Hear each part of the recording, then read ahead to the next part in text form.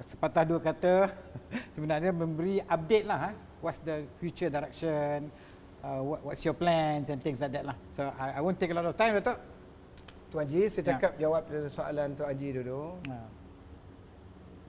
Mula-mula saya akan mencubalah kerana saya bawa bendera perancang bandar ni. Oleh kerana kita been trained as a town planner dan diberi tugas sebagai Datuk Bandar. Maknanya saya sekarang ni membawa bendera perancang bandar. So, saya cuba sebaik yang mungkin. Sudah tentu saya memerlukan bantuan daripada Tuan Haji dan juga pegawai-pegawai perancang bandar yang lain untuk memberi panduan dan juga mungkin khidmat nasihat serta mungkin teguran juga untuk menjadikan kerja saya lebih sesuai dengan kehendak rakyat dan sepatutnya sebagai seorang Datuk Bandar melaksanakan tugasnya sebaik mungkin, dan dengan ada teguran dan juga nasihat itu saya rasa saya sudah tentu tidak membuat terlalu banyak ataupun tak ada terlibat dengan kesilapan tu je. Itu hasrat saya lah. Jadi dalam kita mengemudikan pentadbiran dan menarik Kuala Lumpur sebagai ibu negara Malaysia, saya sudah tentu berdepan dengan pelbagai cabaran dan isu-isu serta harapan daripada bukan saja rakyat Kuala Lumpur, malahan seluruh rakyat, seluruh negara lah. Sebab kita ni ibu negara Malaysia, Tuan Haji. Itu saya rasa itulah besarnya saya punya tanggungjawab dan cabaran.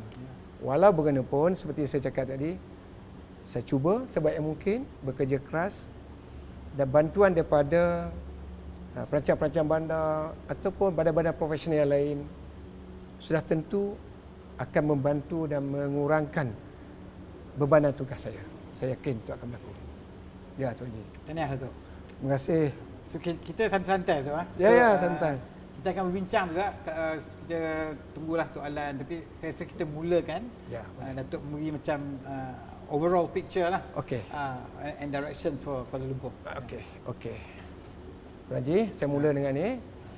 Bismillahirrahmanirrahim. Tuan-tuan dan puan-puan, ladies and gentlemen. Assalamualaikum warahmatullahi wabarakatuh. And a very good afternoon to all. Thank you for taking the time to join us today. Saya bahasa Inggeris nanti, Tuan Haji, tak apalah. Boleh. I trust you are all keeping safe. Indeed, it is a pleasure to be with this group of professionals and like-minded individuals. They are committed to the betterment of, I believe, of Kuala Lumpur. It is no secret that city and urban planning are vital to solve urban issues and, more importantly, to establish a more sustainable future and to realize our new vision of Kuala Lumpur, the city for all, no one left behind. This is our new vision, Tuan Haji. I am pleased to inform that DBKL has introduced a number of strategic blueprints and master plan, Tuan Haji, in order to achieve the city's vision. Allow me to briefly go through some of these key initiatives. Tuan Haji, as far as I know, these are the initiatives that has been implemented. Okay, firstly, I start with the Draf Kuala Lumpur Structure Plan 2040. Transforming Kuala Lumpur into a city for all is based on the aspirations of everyone. Of course, the KLites. The Draft Kuala Lumpur Structure Plan 2040 was introduced in March 2020 following consultation sessions with relevant authorities and stakeholders. So we take into consideration all this, Tuan Haji. The key focus is to balance economic sustainability with creating inclusive communities, greening and beautifying the city, adopting a low-carbon approach, an efficient mobility system, and integrated land management. The plan emphasizes sharing, inclusiveness, and equality. The plan has outlined 6 goals, 21 strategic directions, and 71 detailed actions as shown on the screen, and all policies and strategies of this structure plan will be then translated on the local plan. The Kuala Lumpur local plan is at the early stage of its preparation at the moment. Secondly is the Kuala Lumpur Low Carbon Society Blueprint 2030. The impact of global warming in Kuala Lumpur has seen extraordinary rainfall, rising in temperatures. This is everyone actually aware. Frequent occurrence of flash floods and freak storms. All of these are the byproduct of high carbon emission. Therefore, we need to reduce carbon emission in the city. Society as a whole should do more to reduce our carbon footprint. As we are all aware, cities are a major source of carbon emissions. The main contributors are, as far as we know, through the studies, the building and traffic. In 2018, DBKL has produced Kuala Lumpur Low Carbon Society Blueprint 2030. The target is to reduce carbon emissions by 70% by 2030. Frankly, to me, it is a very ambitious target. Yes. But let us work harder to achieve the target. This low carbon blueprint has 3 major thrusts, 10 actions and 245 green programs. The 10 main actions are green growth, energy efficient spatial structure, green mobility, sustainable energy system, community engagement and green lifestyle, low carbon green buildings, green and blue network, sustainable waste management, sustainable water and wastewater management, and green urban governance.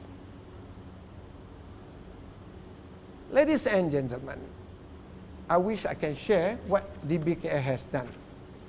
I am pleased to share that DBKL has already made strides towards these goals.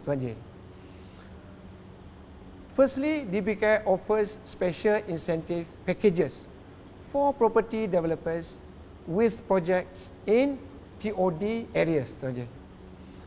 And the room temperature in DBKL offices is set up at 24 degrees Celsius. And staffs are reminded to switch off all lights and electrical equipments over the weekend. So there will not be too much carbon emission produced. On top of that, several of our DBKL buildings are energy efficient already, such as, or namely ID Bicaras, pusat latihan kita tuan-tuan, Menara DBKL 1 and Menara DBKL 2 in Jalan Raja Laut, and Menara DBKL 3 in Jalan Raja Abdullah in Kampung Baru. There are many more DBKS building and facilities soon to be powered by solar energy. And we only use LED lights in all our DBKL buildings. Okay, as you can see from the screen, DBKL also introduced mandatory rainwater harvesting. And next slide will show more pocket parks in the city now. I think many people will realize this. And next slide will show free Go KL bus rides. Yes, this is free Go KL bus rides. Laneway upgrading to encourage more people to walk. This is nice way. It's a big sin if you not use it to walk in the city. Yes. The new climate action plan. This is one step further after the low carbon society blueprint. DBKL is looking at preparing another blueprint for Kuala Lumpur Climate Action 2050. It is aimed at achieving carbon neutrality and making Kuala Lumpur to be more resilient and sustainable. I hope we will achieve this. Thirdly, the Kuala Lumpur Competitive City Master Plan. Ladies and gentlemen, this is a roadmap for us to become a truly world-class city. This is based on 6 recommendations by the World Bank, namely, strengthen institutions for city competitiveness,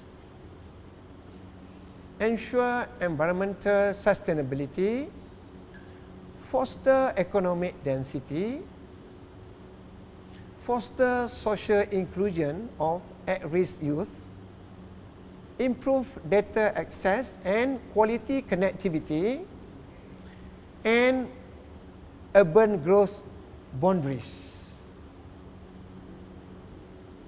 Next is Kuala Lumpur Pedestrian and Cycling Master Plan.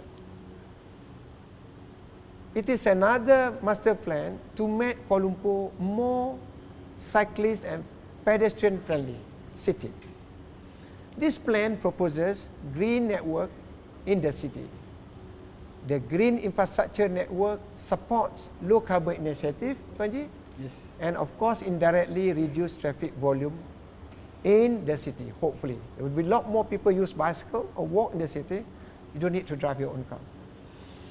Then, Traffic Master Plan 2040. DBKL is studying the possibility of solving traffic congestion in the city.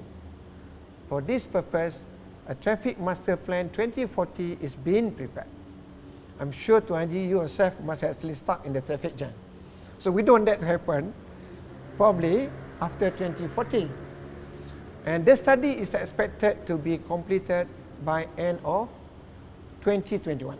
So we have to wait another 1 more year to see what are plans coming up. It is hoped that this plan, the screen will show that I think just now will show the area with traffic congestion. This is the area, saturated road corridors. Yeah? So it is hoped that the master plan will offer a pragmatic solution to solve solution for traffic planning and management in the city. Now, Flood Mitigation Plan 2017. As we know, historically, Kuala Lumpur evolved from a brownfield site. The city grew organically. So a bit difficult for us to do the planning. Not like a greenfield site. Hence, drains were not made to cope with the extraordinary, because of due public effect of the climate change, the extraordinary rainfall capacity. Then you see from the plan, there are a lot of areas need to be improved, the drainage system. Hence, drains were not made to cope with the extraordinary rainfall capacity. So, the Flood Mitigation Plan 2017 or 2017 proposes long-term flood mitigation solution. DBKL is currently implementing the solution in phases. Some of them at the design stage, because we need to have a new drain, new drain. So you need to do a proper design for it. Next is the Kuala Lumpur Smart City Master Plan 2025, as you can see from on the screen. This is a people-focused urban management approach with technology as a key enabler. The plan is DBK's major initiative towards applying smart and emerging technologies that improve city service delivery for KL Lines.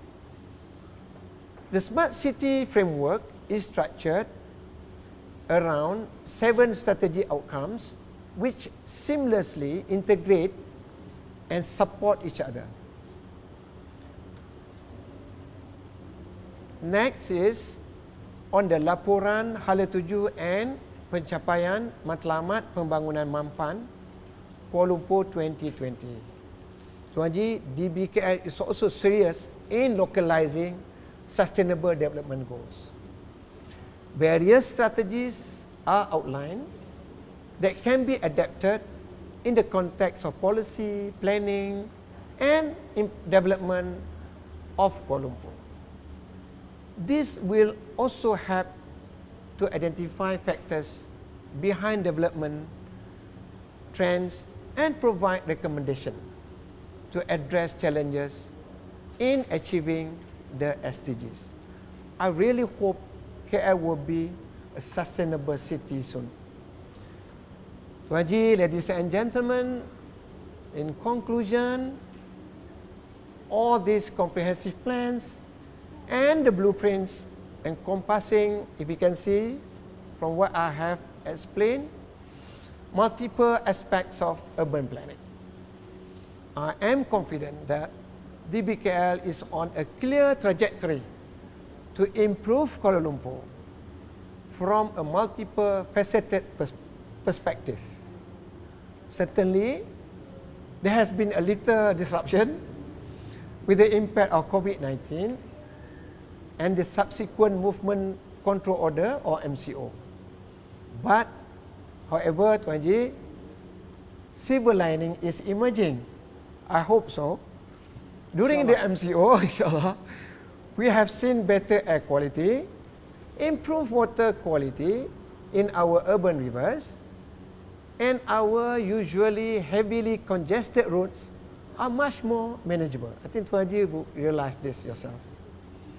In order for us to achieve the goals of these plans and blueprints, we need professionals and experts such as all of you on this webinar to collaborate with DBKL and provide inputs and guidance.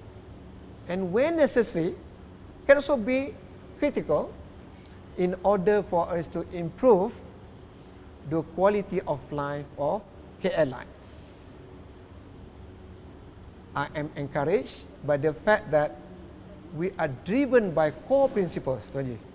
The core principles that essentially focus on improving the needs of the rakyat, because the city for all. I think this is the focus, while charting a clear course ahead.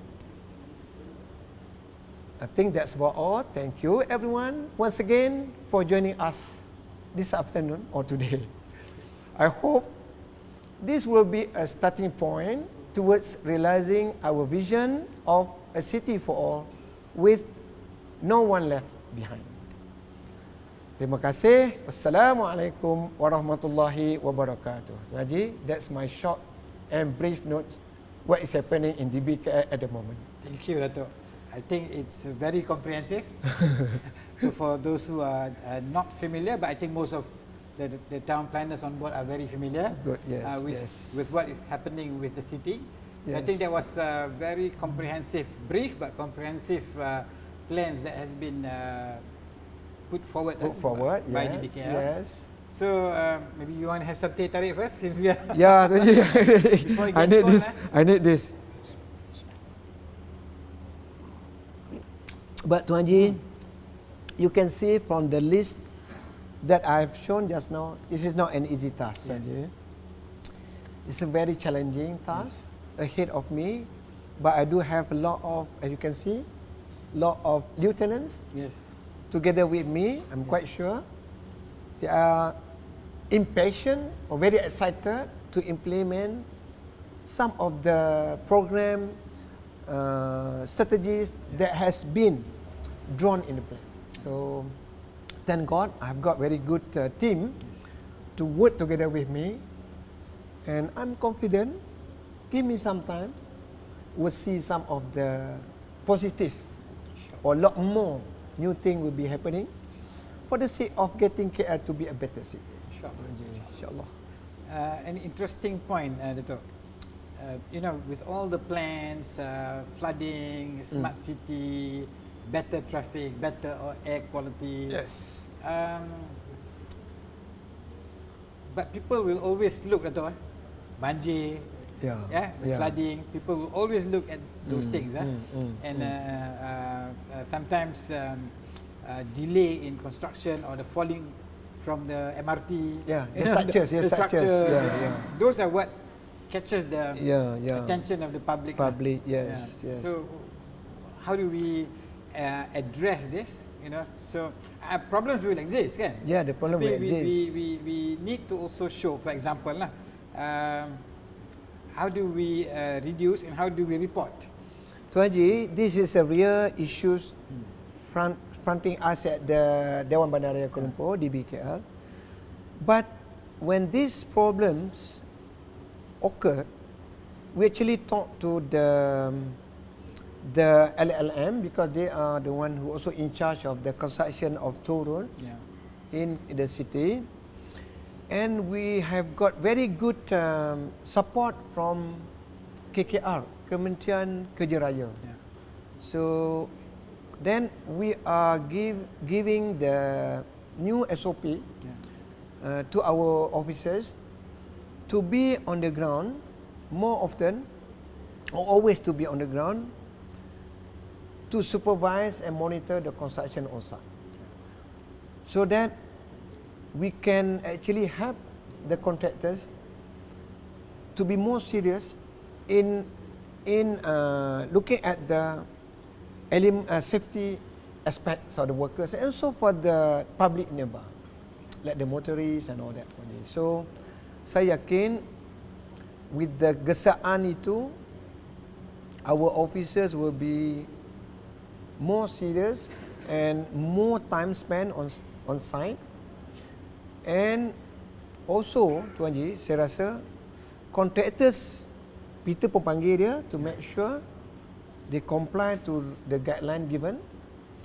And kalau kita betul-betul berhati-hati, and kita pun pergi juga memberitahu the contractors, the workers, you mesti jaga, because this is kerja-kerja di atas ni, kealpaan, ketidaksungguhan menjaga keselamatan memberi kesan yang buruk kepada sama ada pengguna jalan raya ataupun pekerja mereka sendiri, dan kita kalau boleh tak mahu kemalangan ini berlaku di Kuala Lumpur, kerana dia menunjuk bahawa kita tidak bersungguh untuk mengendalikan pembangunan. So it is not good impression to the public later on.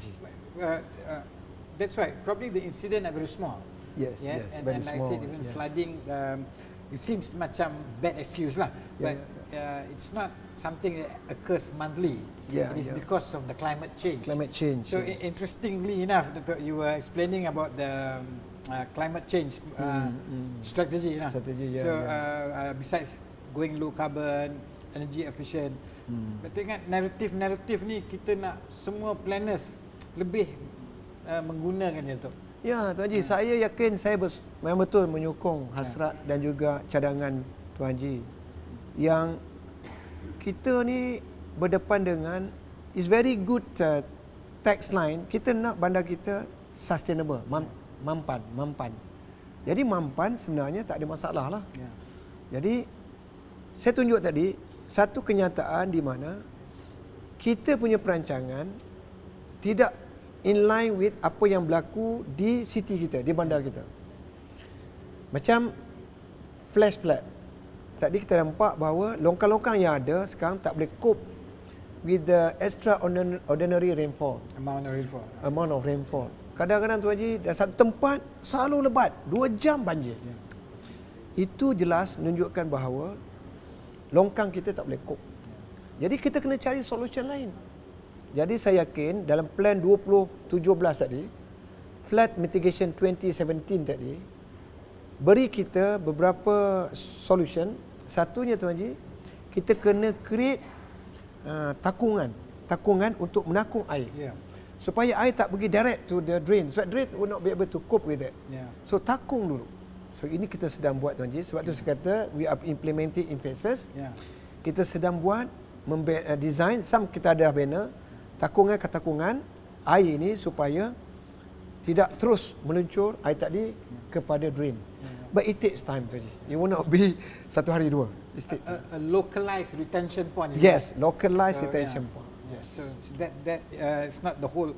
It is found throughout the city, but it pays attention to local areas. Local areas because we have got the hotspots for the flash flood area ni. Kita ada hotspot Tuan Haji. Then kita kaji because that the plan tadi dah buat kajian. So dia dah beritahu kita where are the area that should have this retention point or storage tadi. There have been questions before actually. This morning I was reading somewhere. We should besides the plans how do we as a planner utilize this extra water, if you like, from time to time? And you know, we are a city that is associated very much with water.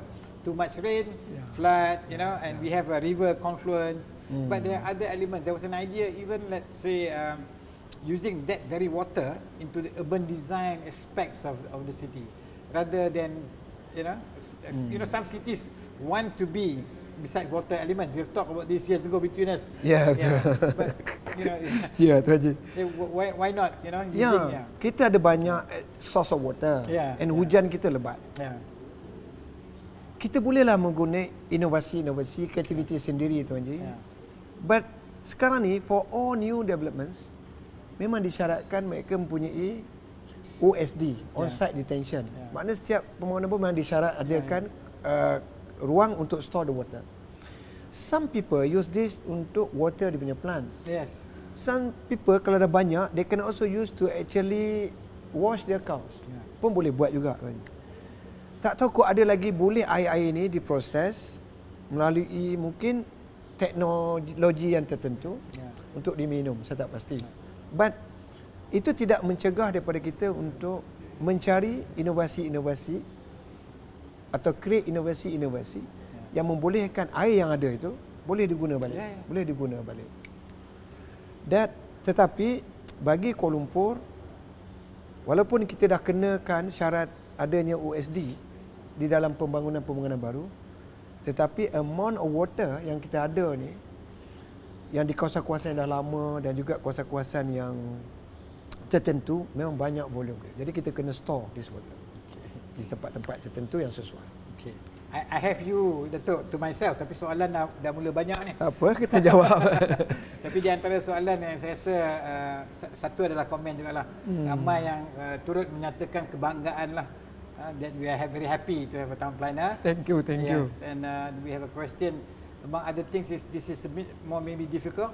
Macam mana our society's attitude and culture, multiple ethnic background. Do you think we have been successful in our master plan to reflect that lah?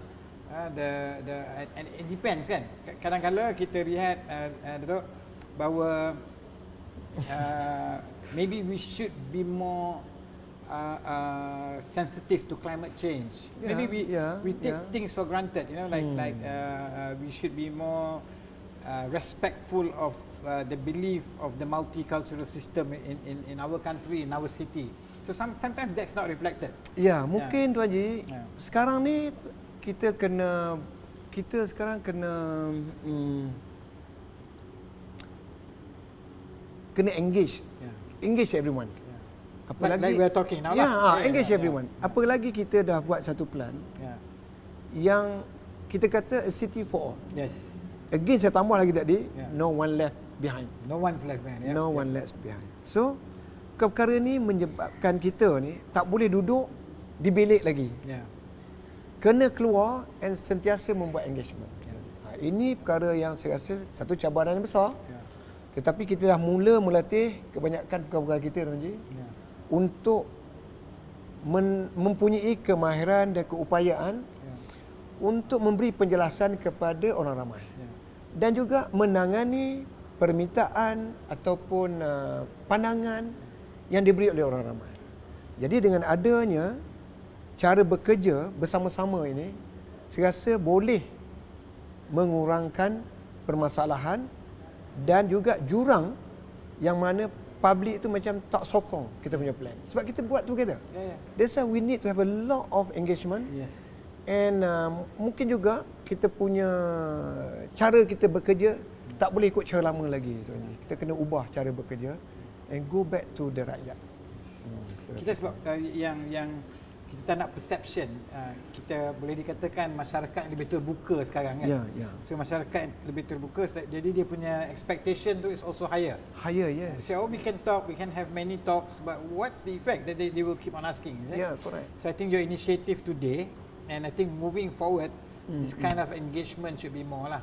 Kena Tuan Haji. Saya rasa that is the new thing that we need to put it as our SOP or budaya baru lah. Yes. It's a new culture. Okay, very good.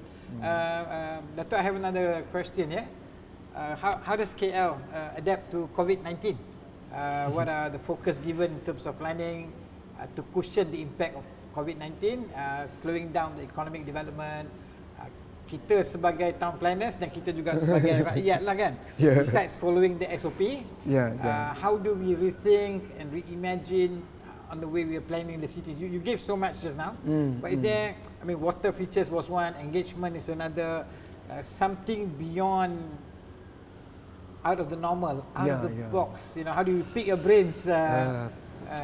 Satu soalan susah nak jawab Tuan Haji, tetapi satu Tuan Haji, let's hope that kita dapat vaksin, then COVID-19 is no longer a big issue to us lah. Hopefully kita ada tu. But then kita tahu COVID-19 berlaku dia punya spread atau penularan itu because of the tempat duduk yang sesak, yang dan juga bila dah berlaku adanya sesuatu yang terkena dah positif dari segi COVID-19 tadi, dia tak boleh ada kontak. So perkara ni saya rasa boleh kita tengok, kita kalau boleh dari segi aspek kontak tadi, kita kurangkan adanya kontak. So kemungkinan smart city will come in yang kita sebut tadi. Penggunaan teknologi, kalau boleh Tuan Haji, kita naik lift, kita duduk dalam lift, kita mungkin boleh cakap je, don't touch any button.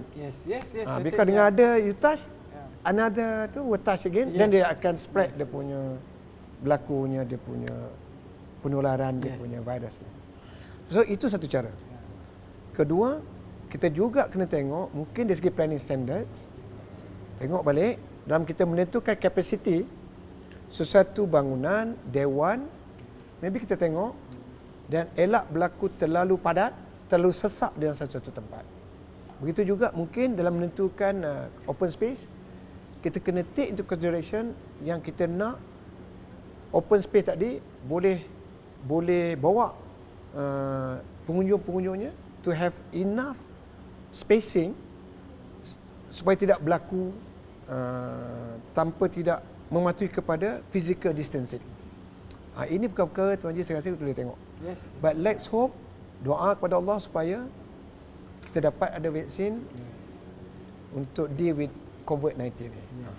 But again kita kena fikirlah cara keadaan yang lain. Satu yang menarik juga Datuk kan, kadang-kala ada juga pandangan lah, kita ni short sell ourselves. Maknanya kita banyak kejayaan kita dikenali di antara bandaraya mempunyai skyline yang 4 atau 5 tercantik di dunia.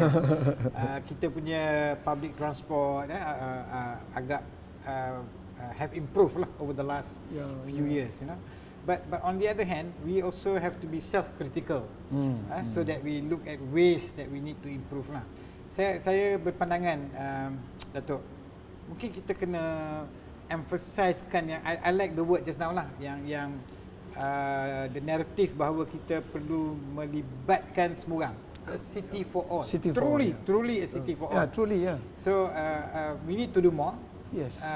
But what we see on the streets, Datuk, this might be a difficult question as well. Yeah. Our homeless, gelandangan. Gelandangan. Yeah. I think despite the effort, we have enforcement strategy, we have pujuk, we provide, but they're still there, and they occupy some of the best public spaces. And in fact, kalau saya tak silap lah kan, di banyak bandar-bandar raya utama dunia, dia sudah menjadi satu masalah yang dia boleh invade. Macam saya tengok hari tu di dalam satu rencana, dia pergi duduk kat public beach, they stay in public roads. So authorities cannot move them out because of human values and things like that. And more of these people come. So it's a problem that is beyond just income. It's a problem that is a social problem. There's a lot of volunteers kan. Yeah. So Datuk, macam mana kita nak yalah, kita it's not something that we saying that ada dulu pandangan kan, kita pindahkan aja macam tu. Tapi itu is not a humane way lah. Yes. So how do Tuan Ji, kita boleh tengok pengalaman juga, banyak juga bandar-bandar lain yang menghadapi masalah serupa. Tuan Ji mesti tahu.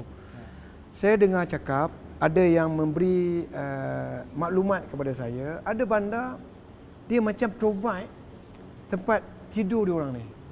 Gelandangan itu. Jadi di tempat-tempat yang tertentu dijaga betul-betul untuk dia tidur dan jaga elok supaya tidak menimbulkan masalah kepada penghuni atau pengguna ataupun residen lain di bandar. Duduk, dia kena jaga, ada syarat dia beritahu. Ada juga tempat dia menyediakan dipanggil social housing. You datang, ambil bilik, duduk situ. Dan besok you keluar balik.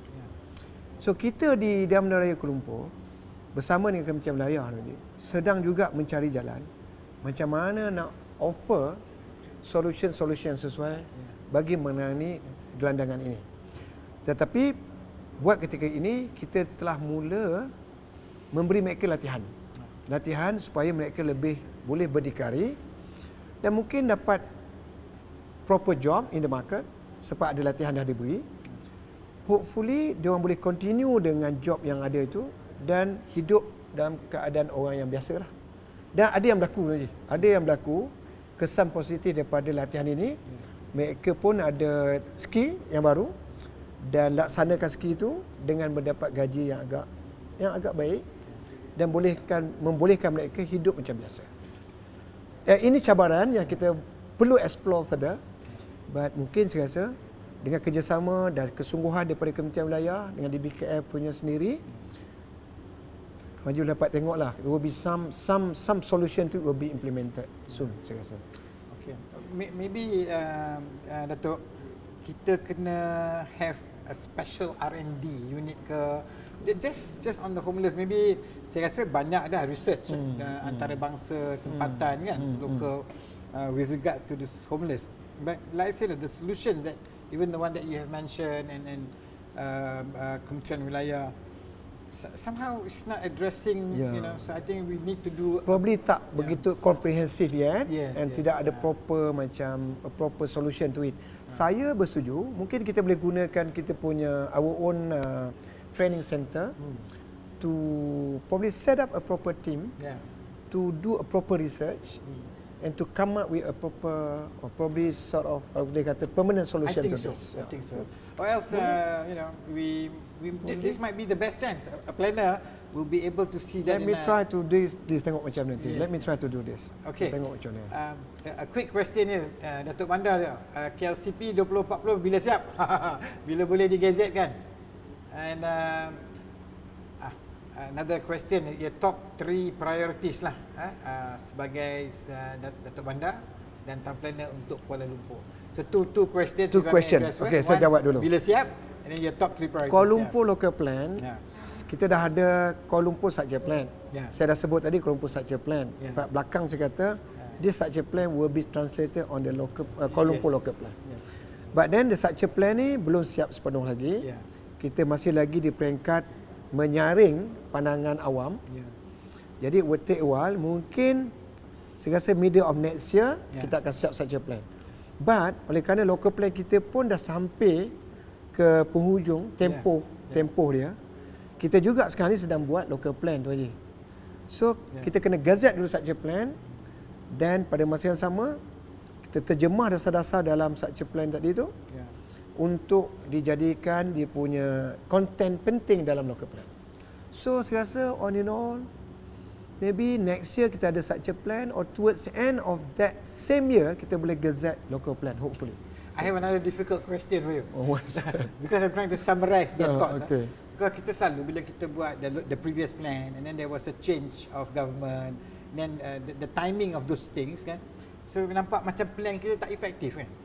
So sometimes people use the word macam there was abuse and things like that, but actually maybe part of it is just in its effectiveness kan, as a planning tool. So people are looking forward towards this new structure plan, yes, and then also towards the new KLCP kan. Yes. Apa dia punya perbezaan utama tu Haji, lah. yang masalahnya masa kita gazette local plan 2020 ada beberapa kelemahan, sebab plan tu kita buat earlier. Dan tempoh masa kita dah proses, kita ambil pandangan daripada semua pembantah-pembantah, telah disaring oleh pakar-pakar perancang bandar, maka kita kata inilah pandangan atau perbantahan yang boleh kita incorporate dalam plan 2020. Masa kita sedia plan 2020. Semasa kita dah siap dah dengan detail, dah buat pindaan-pindaan kepada draft plan 2020 tu, kita ambil masa sikit nak warta. Tuan Haji, jadi bila kita ambil masa untuk warta, semasa kita keep on approving and considering the application, ada kes-kes yang tak sama dengan plan. Because tak boleh marah pada ketika itu, kita tak boleh marah pembuat keputusan kerana plan itu tak gazette lagi. Tak gazette lagi. Tapi berlainan apabila kita lihat plan 2040 nanti. InsyaAllah. Sebab pada masa sekarang ni kita dah banyak menggunakan plan 2020. Memang kita guna plan 2020. Sebab dia dah already now a statutory document. So we must use that. Memang kita guna pun. 90% compliance? Ya, mesti. Otherwise, you need to change it. That's why kita ada perubahan beberapa tapak permohonan sekarang baru ni tu Haji, 42 saya rasa. Kita proses ikut undang-undang. Jadi not that easy anymore to change or to amend the approved or the gazetted local plan. So itu saya rasa proses ini akan follow through nanti masa plan 2040. So sudah tentu 2040 tak ada masalah yang kita hadapi sekarang. Sebab kita dah mula mengikut plan. Cuma saya nak jawab lagi Tuan Haji, yang tiga saya punya top priority. That's a top planner. Saya kata saya dah sebut dalam masa di interview dalam The Star baru ni, saya ada sebut tiga perkara priority saya. Satu, traffic congestion. Kedua, flash flood in the city. And satu lagi on urban governance. Saya melihat kalau urban governance, keupayaan kita punya human resource in our organisation tu Haji. Saya jangka kita memang banyak memerlukan pegawai-pegawai yang mempunyai is actually knowledgeable and skillful officers. Sebab nak handle engagement. Saya dapat lihat bertambahan pula dengan keadaan sekarang ni, everything actually on social media. That's right. Or the information dissemination very fast. Jadi dia orang boleh dapat information di mana saja untuk menjadikan satu harapan baru untuk kita terjemahkan dulu. Jadi kalau kita mempunyai pegawai-pegawai yang cakap dan bijaksana, saya yakin idea-idea daripada kita punya penduduk Kuala Lumpur tadi dapat kita terjemah dengan baik dalam pelan baru kita. Okey, itu mengenai keupayaan pegawai. Of course ada banyak lagi dari aspek urban governance, but then on the aspects of the traffic congestion and flash flood ni Tuan Haji, dia sebenarnya agak berkaitan.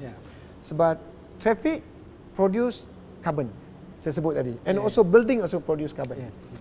Jadi baru-baru ni Menteri suruh kita tengok what more incentive to be given to the property developers untuk for them to provide and construct more green building.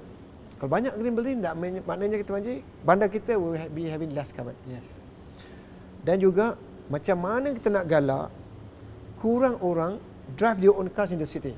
Kita dah ada LRT ni, MRT pun dah ada 2, tapi belum mula, baru 1 lah lain. Dan kita ada commuter kita ada lagi monorail. So dia banyak dia punya rail base punya transport ni yang boleh membawa big capacity of passengers. Cuma ini satu benda yang agak pelik. Mungkin kelemahan kita ataupun ada some mismatch or missing link di mana-mana. Figure orang yang menggunakan public transport ni baru sampai dekat-dekat 20%. Dia kita kena tengok lagi. And the plan yang saya sebut tadi tu, Traffic Master Plan is also addressing on this. Maybe ada masalah masa tertentu sama ada dekat first mile or last mile connectivity. Mungkin ada masalah. Saya rasa mungkin ada masalah. Sebab saya sendiri pun mengalami dan kita sendiri part of the system. Macam nak pergi office. Kalau saya duduk dekat Wangsa Melawati, daripada rumah saya nak pergi ke the nearest station agak jauh. Kalau adalah feeder service, free bus ride macam tadi tu, saya rasa saya boleh ambil MRT ataupun LRT. Ini sedang ditengok secara komprehensif saja dalam plan traffic plan tadi yang saya sebut tadi tu. Dan kalau kita dah banyak naik public transport, maka carbon emission also will be reduced very much. So hopefully cuaca tidak lagi kita ada facing with the extreme weather ataupun extraordinary rainfall, rising in temperature lagi tu. Kalau boleh tu, then the city will be more safer and more comfortable for the people to stay. Itu saya rasa kita tengok aja dulu, tengok dulu. Okay. Ini dah yang penting. I was smiling because I was thinking we have so many systems, but I think we're missing one, which I think I hope Datuk Bandar and the authorities will work. I think we need the tram.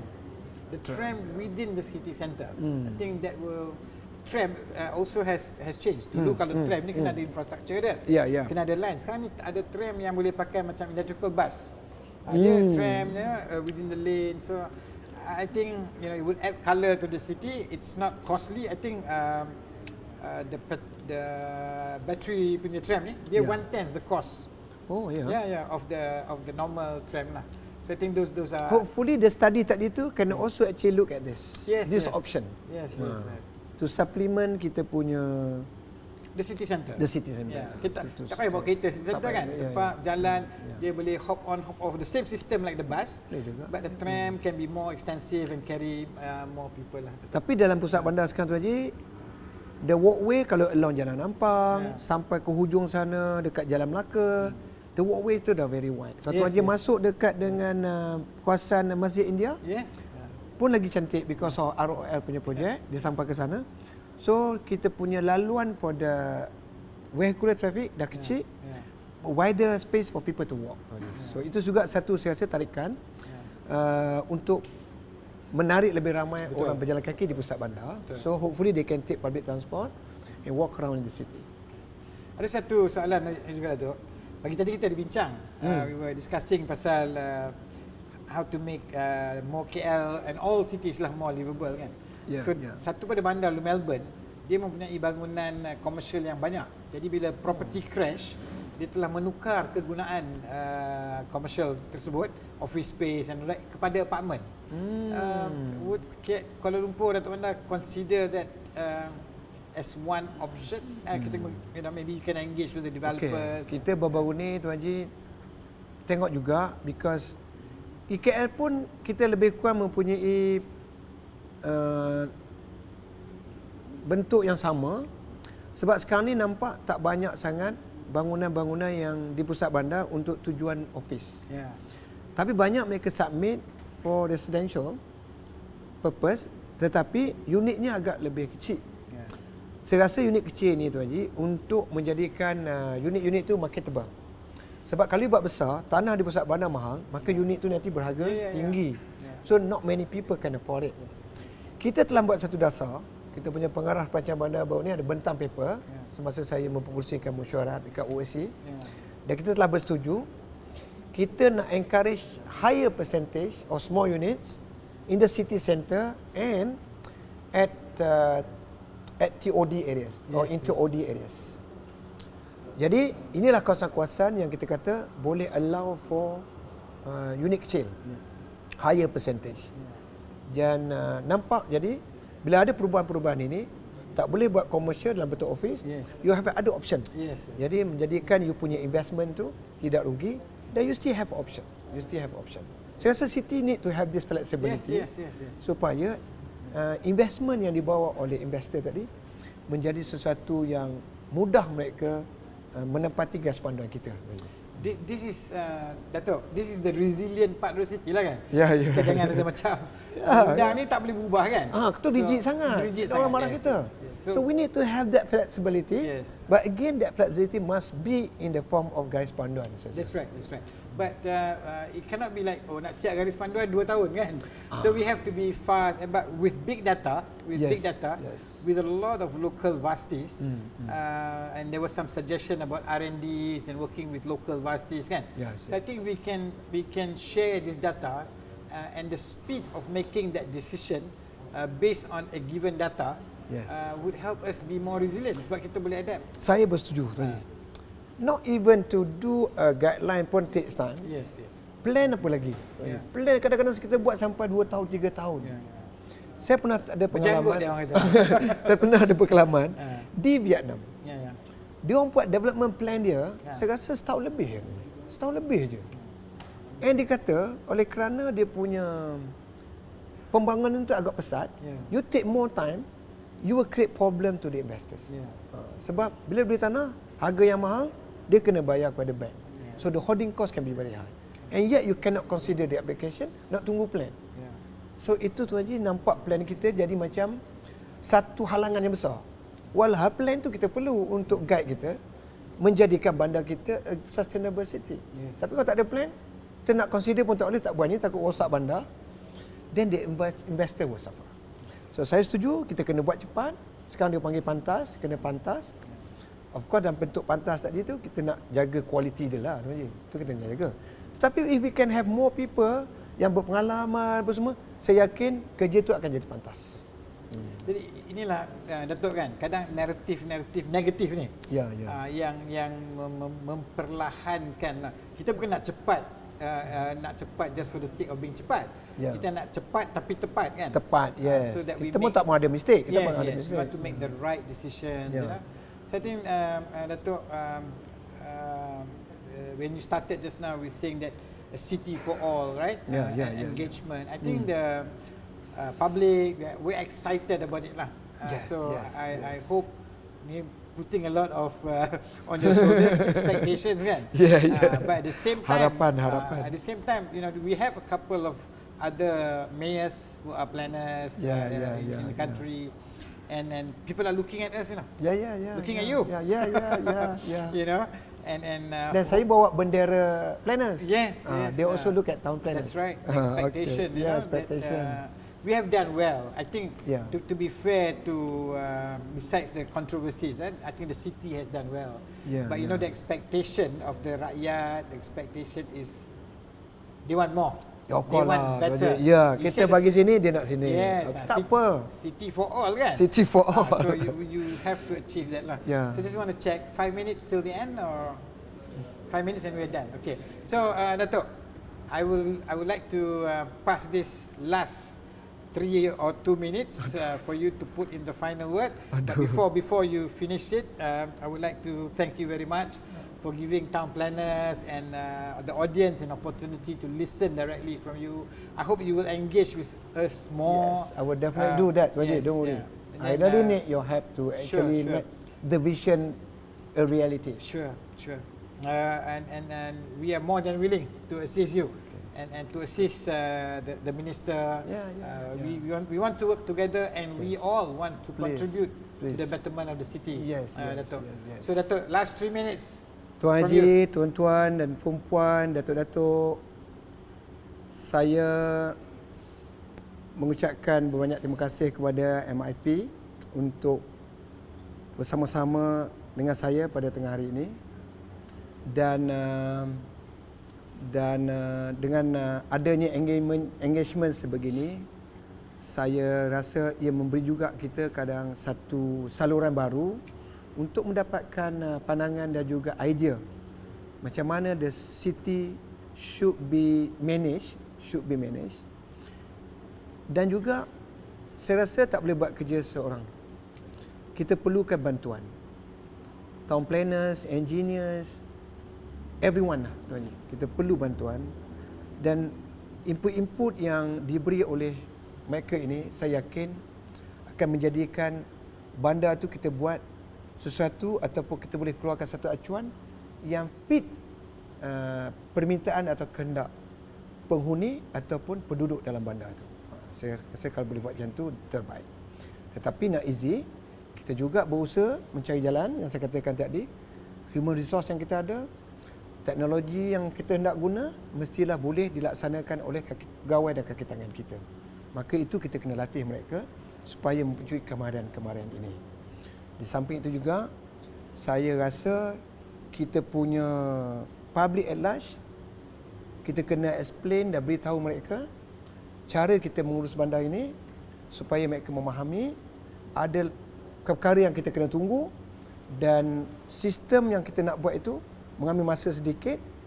Dengan penjelasan itu, hopefully they will be able to understand us, then they have the patience untuk menunggu. Tapi kita kena deliver untuk menunggu bandar yang kita nak alahkan, bandar yang sesuai untuk semua. Itu daripada saya, Tuan Haji, dan saya sekali lagi mengharapkan bantuan dan juga sokongan dari semua pihak untuk menjadikan saya membuat sesuatu hasil yang menepati vision yang telah ditetapkan oleh pihak kerajaan untuk bandaraya Ibu Negara Malaysia ini. Terima kasih. Wassalamualaikum warahmatullahi wabarakatuh. Terima kasih, Dok. Semua.